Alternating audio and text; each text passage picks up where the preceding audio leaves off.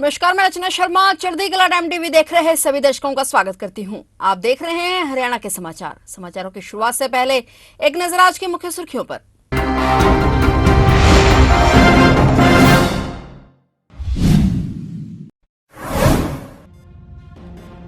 विधानसभा चुनाव को लेकर चुनाव आयोग ने अंतिम सूची की जारी। प्रदेश भर में मतदाताओं की संख्या 2,02,24,958। प्रदेश के मुख्य चुनाव आयुक्त ने दी जानकारी।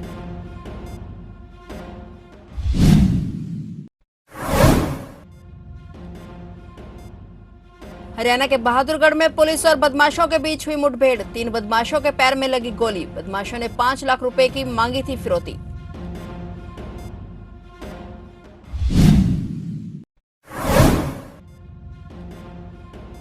भर्तियां रुकने से नाराज युवाओं ने हुड्डा के घर का किया घेराव। प्रदर्शन के दौरान पुलिस ने चलाया वाटर कैनन। भर्तियां रुकने से नाराज युवाओं का आज विरोध प्रदर्शन।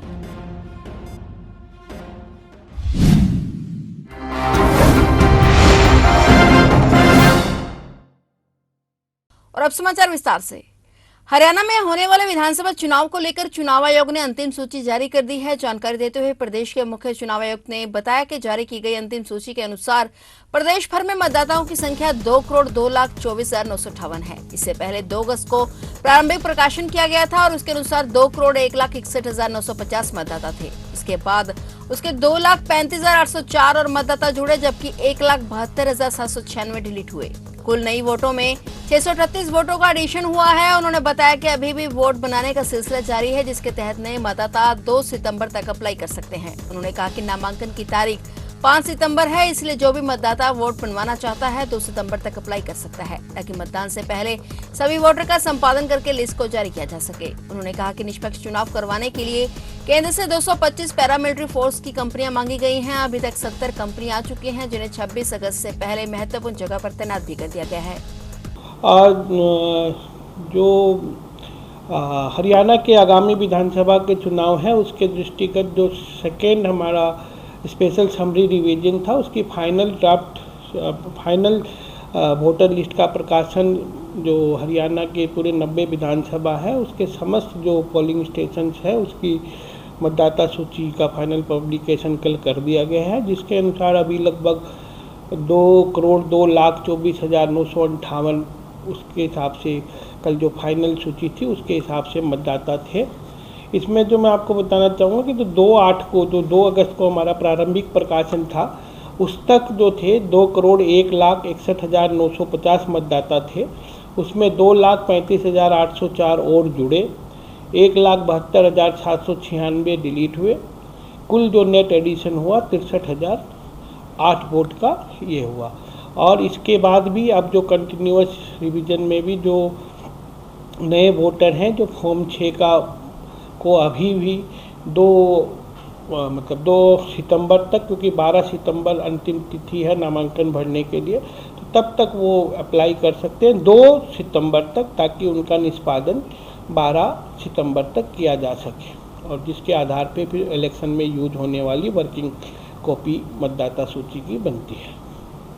नए वोटर्स की संख्या बहुत ज़्यादा है सर, इस बार उसके लिए क्या बूथ तक आए वोट करें, क्योंकि लास्ट लोकसभा इलेक्शन की अगर हम बात करें तो जो एक्सपेक्टेड था वो वोट नहीं आ पाया था। आप लोगों ने जो टारगेट सेट किया था, तो इस बार क्या है कि ज़्यादा वोट हो इसके लिए नहीं, एक तो मेरे ख्याल से इस बार जो मौसम है वो पक्ष में है। उस समय जैसी जून की जैसी भीषण गर्मी नहीं होगी, तो मेरे ख्याल से ज़्यादा से ज़्यादा लोग आएंगे, और विभिन्न जिला निर्वाचन अधिकारियों के माध्यम से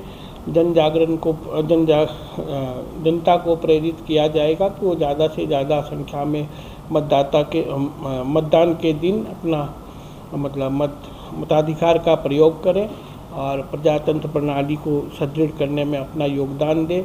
और मेरी यूथ से, महिलाओं से, समस्त वर्ग से ये अनुरोध है कि वो इसको एक छुट्टी का ओकेजन ना मान के कृपया करके अपना मताधिकार का प्रयोग करें और डेमोक्रेटिक वैल्यूज़ को स्ट्रेंथन करने में अपना योगदान दें।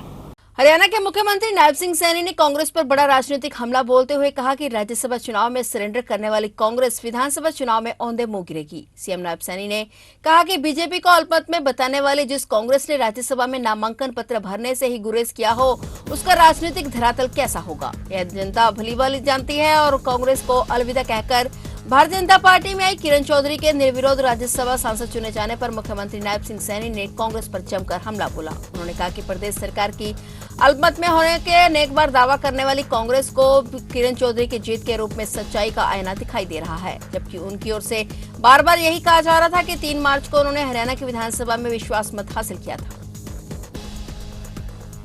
बहादुरगढ़ में पुलिस और बदमाशों के बीच मुठभेड़ का मामला सामने आया है। इस दौरान दोनों तरफ से जमकर गोलियां चली। मुठभेड़ के बाद पुलिस ने 3 बदमाशों को गिरफ्तार करने में सफलता हासिल की है। इनके पास से पुलिस को 3 अवैध पिस्तौल भी बरामद हुए हैं। तीनों ही बदमाशों के पैर में गोली लगी है। बदमाशों को इलाज के लिए बहादुरगढ़ के ट्रामा सेंटर में भिजवाया गया। इन बदमाशों पर दिल्ली जल बोर्ड के कर्मचारी दीपक मांझी के अपहरण और हत्या का मामला दर्ज है। एसीपी क्राइम प्रदीप नैन मौके पर मौजूद रहे और मामले की जांच में जुटे हुए हैं। जानकारी के मुताबिक सुबह करीब 5:30 बजे बहादुरगढ़ CIE 2 को सूचना मिली थी कि 3 बदमाश हथियारों से लैस होकर बहादुरगढ़ से बराही रोड पर जा रहे हैं। और बराही रोड पर ड्रेन के पास जब पुलिस ने तीनों की घेराबंदी की तो बदमाशों ने पुलिस टीम पर फायरिंग करनी शुरू कर दी। जवाबी कार्रवाई में पुलिस ने भी बदमाशों पर गोलियां चलाई। पुलिस ने तुरंत घायल बदमाशों को इलाज के लिए बहादुरगढ़ के ट्रामा सेंटर में भिजवाया, जहां फिलहाल उनका इलाज भारी सुरक्षा के बीच किया जा रहा है। पुलिस पूछताछ में बदमाशों से कई वारदातों का खुलासा होने की उम्मीद है। हरियाणा में भर्तियां रुकने से नाराज युवाओं का आज विरोध प्रदर्शन देखने को मिला। युवाओं की ओर से विपक्ष के खिलाफ प्रदर्शन किया जा रहा था। काफी संख्या में युवा MLA हॉस्टल के पास एकत्रित हुए थे और युवा नेता प्रतिपक्ष भूपेंद्र सिंह हुड्डा के घर का घेराव करने जा रहे थे। वहीं मौके पर मौजूद पुलिस ने भी उन्हें रोकने की पूरी कोशिश की। बता दें कि पुलिस ने जहां युवाओं को रोकने की कोशिश की, वहीं युवाओं ने भी बैरिकेडिंग तोड़ने की कोशिश की, जिसके बाद पुलिस को वाटर कैनन का इस्तेमाल करना पड़ा। चंडीगढ़ पुलिस ने कई युवाओं को हिरासत में भी लिया है। वहीं चंडीगढ़ पुलिस और युवाओं के बीच धक्का मुक्की भी हुई।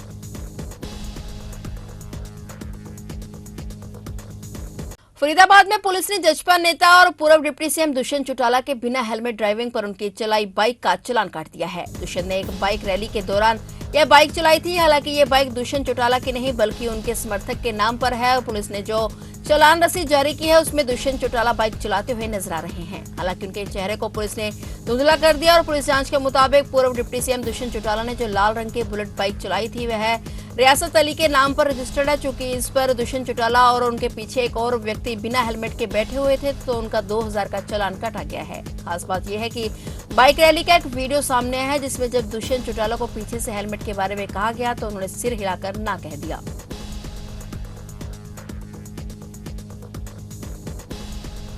यमुनानगर में रेलवे से रिटायर कर्मचारी का खून से लथपथ शव मिलने से सनसनी फैल गई। मृतक का बेटा परिवार के साथ मकान के ऊपर छत पर रहता था। जब सुबह वह नीचे उतरा तो उसने पिता के कमरे से खून बहते हुए देखा। अंदर जाकर देखा तो उसके पिता की मौत हो चुकी थी और चारों तरफ खून ही खून बिखरा हुआ था। वह पिछले लंबे समय से पैरालाइज बीमारी से ग्रस्त थे। मौत की सूचना मिलने पर पुलिस की विभिन्न टीमें मौके पर पहुंची और मौत के कारणों की जांच शुरू की गई। डीएसपी राजेश कुमार ने बताया कि सीन ऑफ क्राइम पर हर पहलू से जांच की जा रही है और पोस्टमार्टम करने के बाद ही मौत के सही कारणों का पता चल पाएगा।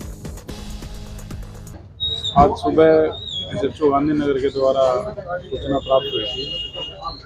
शिवपुरी में बलदेव राज नाम का व्यक्ति है जिसको खून से लथपथ कमरे में डेड बॉडी पड़ी हुई मिली है घर में। उस सूचना के आधार पर प्रबंधक थाना और उनकी टीम यहाँ पहुंची और उसके बाद सीन ऑफ क्राइम टीम को और अन्य सीनियर ऑफिसर्स को बताया गया। अब यहाँ आने के बाद सीन ऑफ क्राइम टीम ने सारा मुआयना किया, इंस्पेक्शन किया और जो भी भौतिक साक्ष्य मौके से मिले हैं उनको उठाया गया है। इसके अलावा परिवार के जो लोग भी शिकायत देंगे उस शिकायत के आधार पर FIR लॉन्च की जाएगी और पोस्टमार्टम करवाया जाएगा। पोस्टमार्टम के बाद ही क्लियर हो पाएगा एक्चुअल में डेथ किस तरीके से। फरीदाबाद जिले में सड़कों पर घूमते बेसहारा पशुओं की संख्या लगातार बढ़ रही है, जिसका लोग मर रहे हैं, लेकिन स्थानीय नगर निगम प्रशासन कार्रवाई करने में फेल साबित हो रहा है।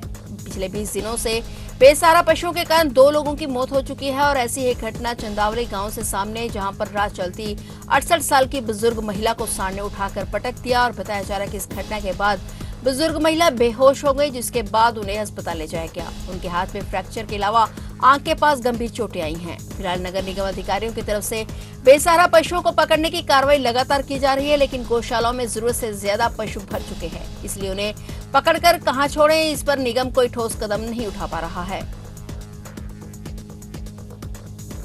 यमुनानगर के जगाधरी में आज महिला सशक्तिकरण सम्मेलन का आयोजन किया गया। नई दिल्ली से भाजपा की सांसद बांसुरी स्वराज ने सम्मेलन में बतौर मुख्य अतिथि शिरकत की। यमुनानगर महिला मोर्चा जिला अध्यक्ष प्रीति जौहर ने सम्मेलन की अध्यक्षता की और हरियाणा के कृषि मंत्री कंवरपाल गुर्जर, यमुनानगर के विधायक घनश्याम दास अरोड़ा अधिकारी भी शामिल हुए और हजारों की संख्या में जिले से आई महिलाओं ने इस सम्मेलन में भाग लिया। मंच से नीचे उतरकर महिलाओं के बीच जाकर बांसुरी स्वराज ने अपने भाषण से महिलाओं में जोश भरा और उन्होंने कहा कि तीसरी बार भी भाजपा की सरकार बनने जा रही है। बांसुरी स्वराज ने इस दौरान विपक्ष पर जमकर निशाना साधा।